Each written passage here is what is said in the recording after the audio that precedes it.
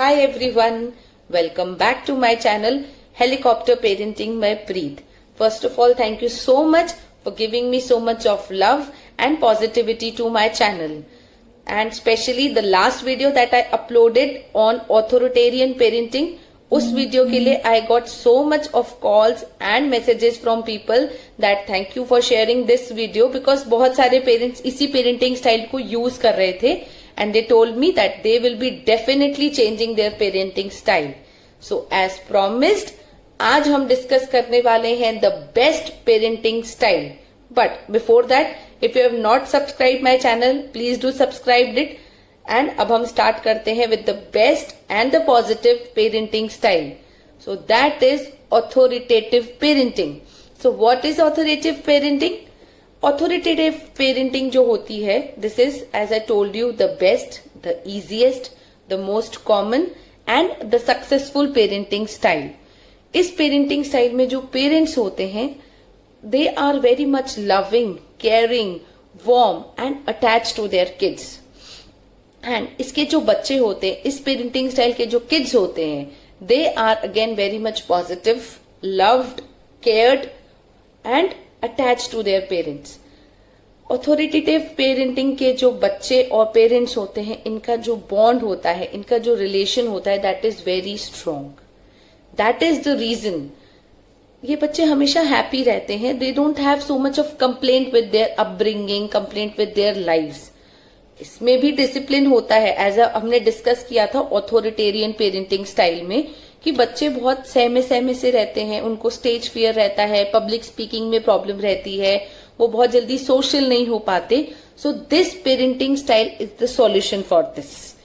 Authoritative parenting में बच्चे जो होते हैं, they are very much free. उनके पास उनके डिसीजन मेकिंग पावर्स होते हैं. They have very good public speaking things. They don't have stage fears. And the best part is बच्चों के पास एंड पेरेंट्स के पास, दोनों के पास एक दूसरे के लिए टाइम होता है. से everybody have time for their kids.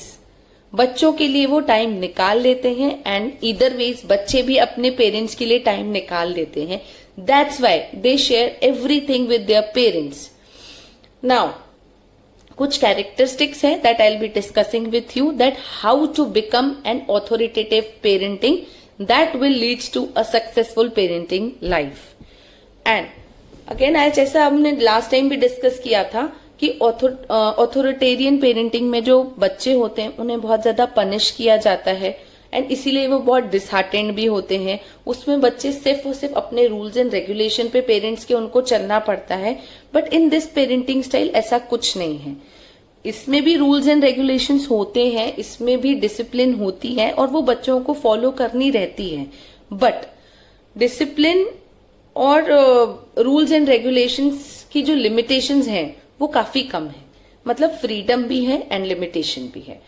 बच्चों से उनका ओपिनियन भी पूछा जाता है. So they have their own decision making power. And when it comes to punishment, इसमें पनिशमेंट छोटी छोटी बातों पे एक बिग काइंड ऑफ पनिशमेंट नहीं दी जाती है, उनपे हाथ नहीं उठाया जाता है, चीजों को बहुत इजीली मैनेज किया जाता है. दैट्स वाई इस पेरेंटिंग स्टाइल के बच्चे खुश होते हैं. एंड जिस पेरेंटिंग स्टाइल से बच्चे खुश होते हैं, that should be the most positive and the successful parenting style. So now if you will ask me कि what are the characteristics of authoritative parentings, हमें ऐसे पेरेंट्स बनने के लिए क्या करना चाहिए. So today I will be telling you some characteristics. 12 points हम डिस्कस करेंगे, उसमें सारा पेरेंटिंग स्टाइल कवर हो जाएगा. So coming to the first characteristics of authoritative parenting, that is listen to your child. बहुत पेरेंट्स बिजी भी रहते हैं, मैं भी बिजी रहती हूँ, but what we do sometimes कि हम बच्चा हमारे पास कुछ बोलने आता है, तब हमारे पास टाइम नहीं होता, हम बच्चे की बात नहीं सुनते. Then we have a complaint कि बच्चे हमसे कुछ बोलते ही नहीं है, they do not discuss anything with us. So this is the time. Listen to your child. आप बिजी हो, आप अपनी टाइम मैनेज करो and listen to your child. बाद में डिसीजन जो भी लेना है, it's completely your wish, but you should listen that what your child is telling you और what your child is saying you. Now coming to point number 2. Point number 2 is validate your child's emotions. आज हमारे बड़ों के भी emotions होते हैं, अगर कोई हर्ट कर देता है तो वी फील बैड। सो ये तो बच्चे हैं, बच्चों के भी इमोशंस होते हैं। So we should just take care of their emotions and उसके अकॉर्डिंग हमें थोड़ी बहुत चीजें मैनेज करनी पड़ेंगी। Now coming to point number 3, that is consider your child feelings. Everybody have feelings, you have feelings, I have feelings, kids have feelings. So हमें बच्चों की फीलिंग्स का ध्यान रखना पड़ेगा। It's our duty, it's our responsibility that हम हमारे बच्चों की फीलिंग्स का ध्यान रखेंगे, तभी आगे बढ़ के वो समझ पाएंगे कि फीलिंग्स का ध्यान रखना होता क्या है। Right now coming to point number 4, that is establish clear rules. ऐसा नहीं है कि आप रूल्स की एक लंबी लिस्ट बना दो जिसका कोई सेंस ही नहीं बनता। एक छोटी लिस्ट बनाओ, एक क्लियर लिस्ट बनाओ रूल्स की कि हमें ये सारी चीजें फॉलो करनी है बेटा। So establish a clear list of rules. ऐसा नहीं है कि रूल आज बना दिया कल उसको माना ही नहीं, और हमने 50 रूल्स की एक लिस्ट बना दी जिसमें से हम सिर्फ 10 को ही फॉलो करते हैं। तो बेटर है 10 की ही लिस्ट बनाओ जिसमें से अगर बच्चा 8 और 9 भी फॉलो कर लेगा तो it's fair enough. Now coming to point number 5, that is offer one warning for minor issues. Direct आप बच्चों को पनिश नहीं कर सकते हो। अगर डायरेक्ट आपने पनिशमेंट दे दी तो this is not a characteristic of an authoritative parents. आपको बच्चे को एक या 2 बार आपको वार्निंग देनी पड़ेगी कि नो बेटा, if you will do this then next time I will punish you. अगर आपने ये मिस्टेक रिपीट करी सो आपको ये पनिशमेंट मिल सकती है, but this time I am leaving you, this time I am warning you. So प्यार से बच्चों को आप एक वार्निंग देके छोड़ सकते हो। अगर वो रिपीटेटिवली मिस्टेक्स करते हैं तो हमें थोड़ा सा बच्चों के साथ हार्श होना पड़ेगा, अदरवाइज वार्निंग से भी काम चल जाता है। Now coming to point number 6, that is consequences to teach life lesson. हम बच्चों को जब तक शेयर नहीं करेंगे कि हमने हमारी लाइफ में ये चीजें ऐसी करी थी, ऐसा नहीं है कि हमें बच्चों को फोर्स करना है दैट उस पेरेंटिंग स्टाइल की तरह that I have done this so you have to do like this only, और मैंने ये बोल दिया तो आपको ये करना ही है। No, share your experience with them, share that consequences of the lessons you have learn in life कि बेटा देखो हम ये चीजें ऐसे ऐसे करते थे तो इसके ये बेनिफिट्स होते थे। मे बी अगर आप इन चीजों को इस वे से करना चाहो तो उसके यही आपको बेनिफिट्स मिल सकते हैं। सो हमें बच्चों को इसी वे से हैंडल करना पड़ेगा, we can not force them. Now coming to point number 7, that is offer incentives. बच्चे इंसेंटिव्स, छोटे बच्चे हैं तो आप उन्हें चॉकलेट्स का इंसेंटिव्स दे सकते हैं। थोड़े से ग्रोन अप बच्चे हैं तो आप उन्हें इंसेंटिव्स दे सकते हैं for their favourite places like McDonald's और एनी मूवी और अ प्ले जोन। उससे थोड़े से ग्रोन अप बच्चे हैं so you can gift their favourite accessories to them, whatever they like, watches, headphones और any requirements of your kids wish. और जैसे भी आपके बच्चों का जो भी फेवरेट चीजें हैं, that can be small things और that can be big things as per your budgets also. So you can even the favorite food also कि बेटा आज अगर आपने ये चीज बहुत अच्छी करी so I'll make pasta for you. So you can give small and big incentives as per your choice. So as per your budget, as per your wish, as per the kids' choice, you can give them and offer them small incentives. Now coming to point number 8, that is let your child make little choices.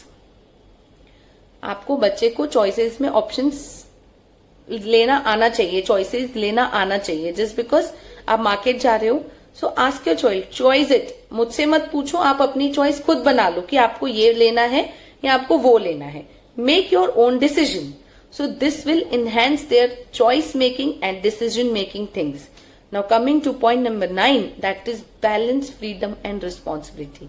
ऐसा नहीं है कि आपने बच्चों को full freedom दे दी तो बच्चे बिगड़ नहीं है। नो, आपने बच्चों को फ्रीडम दी बट फ्रीडम के साथ उन्हें रिस्पॉन्सिबिलिटी भी देनी है। फॉर एग्जाम्पल, बेटा आप अभी प्ले करने जा रहे हो, ओके, प्लेइंग की फ्रीडम है बट 1 आवर प्ले करने के बाद हाफ एन आवर हमें स्टडीज भी करनी है। सो this is freedom and responsibility. आपने बच्चे को freedom they the, okay you can go and play with your friends for 2 hours, but exactly 2 hours में आपको घर आना ही है। सो this is again freedom and responsibility. So freedom and responsibility को balance हमें करके रखना पड़ेगा। This will make your child a person that will be very responsible in future. Next point number 10, that is turn mistakes into learning opportunity. बच्चों को mistake से सीखना पड़ेगा। हम भी हमारी मिस्टेक से सीखते हैं और हमारे बच्चे भी हमारी मिस्टेक से सीखेंगे।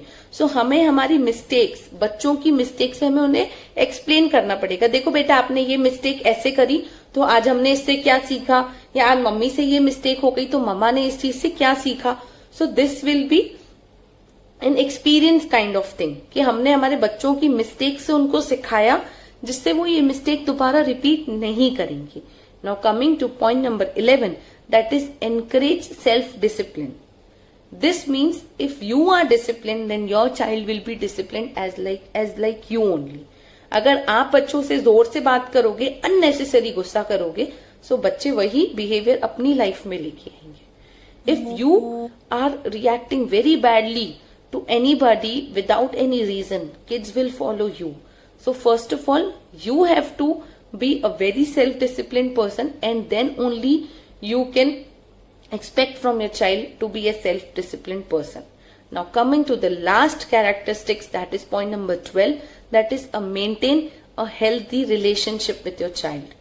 Healthy relationship with your child means कि इतना अच्छा रिलेशन आप अपने बच्चों के साथ रखें कि your child should come immediately when your child is in a problem, when your child is very much happy, when your child is sad, or your child have got a new experience. So इतना relationship strong होना चाहिए हमें हमारे बच्चों के साथ कि immediately वो आपसे आके चीजें शेयर करे, वो आपसे कुछ भी हाइड नहीं करे।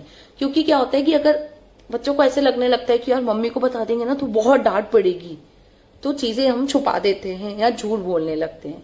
सो आप रिलेशनशिप ऐसे मेंटेन करो कि मेरी मम्मी तो मेरी बात समझे।